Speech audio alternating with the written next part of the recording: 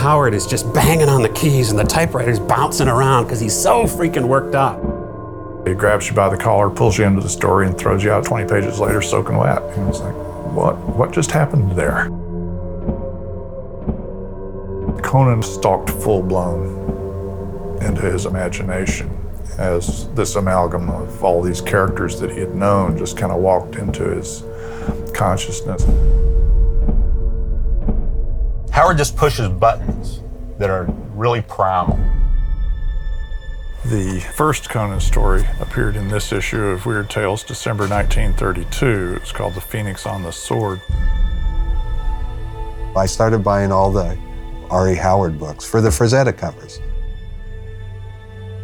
He said he got it to where he got him twisting back with that axe behind him. He goes, that's it.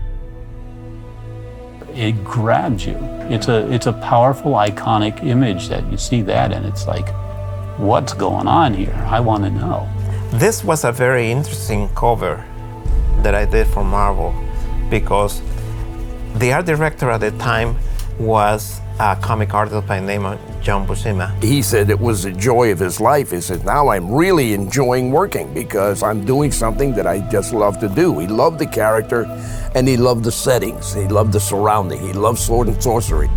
Hyborian Age is the time just before we got plunged back in and our era began. He's just using a lot of colorful language, and suddenly the ghostly images sort of appear in your head. He was creating spaces that felt real in some way.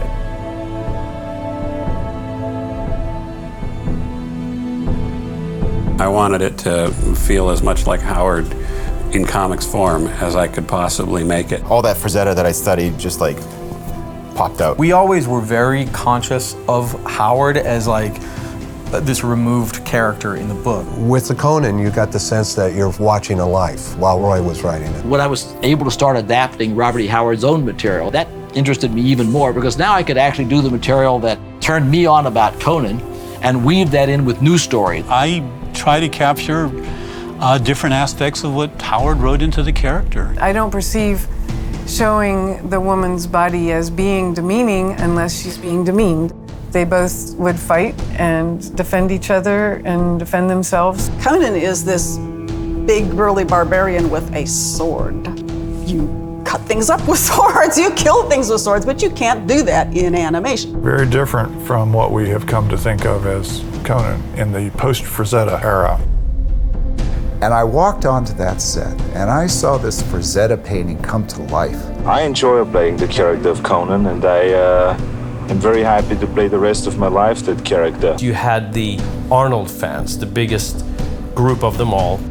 If there was no Arnold Schwarzenegger, we would have had to build one. We took that Frazetta illustration of him and the serpent. They ran that for 16 years. I get on the phone and on the other line, it's Ralph. He says, stop searching. I am Conan. Arnold came down to visit Ralph on several occasions when we were filming. This is the first Conan actual portrait I did in oil. I always break Conan's nose whenever I draw him. That's one Trumanism that I put in there because I don't know anybody that is a boxer that doesn't have a broken nose.